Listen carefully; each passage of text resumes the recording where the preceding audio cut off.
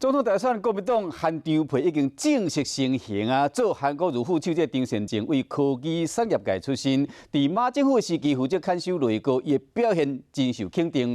虽然讲被形容是安全，却是无惊喜的人选。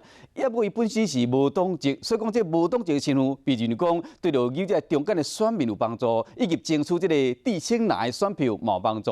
国民党主席吴敦义是讲啊，伊看好这个张善政，会使替选情加分。伊毋过民进党的立委就认为讲啊，张善政有可能会沦为替韩国瑜选后的副手。我已经决定，明年会参选这个2020的总统。今年2月，行政院前议长张善政宣布参选总统，想袂到最后，所以韩国瑜副手参战。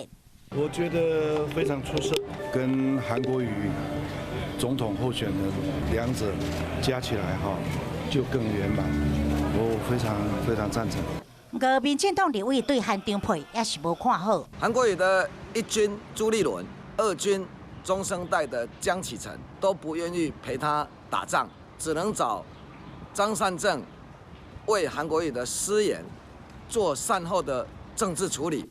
今年8月，张善政替韩国瑜筹组的霸占国政国文团正式出炉。当时对付出的问题，张善政都真清楚家己的定位。韩国瑜的副手，第一是朱立伦，第二才是我。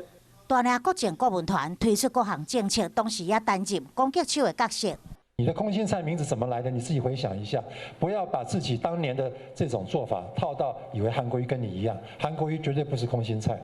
我替韩国瑜的争议当枪指。你们如果再继续黑这个政策，你们黑到的是年轻人所有的未来。对科技业出身的张善政，在马政府时期接了看守内阁的重任，稳健的风格，加做满意度上悬的行政院长，加上企业界甲公部门的历练，被看作是优化知识人甲中间选民的助力。不过有部分人士认为，伊是安全牌，兼着一点惊喜。韩张培会当替国民党加偌侪分，来看刷来民调是毋是会当有关。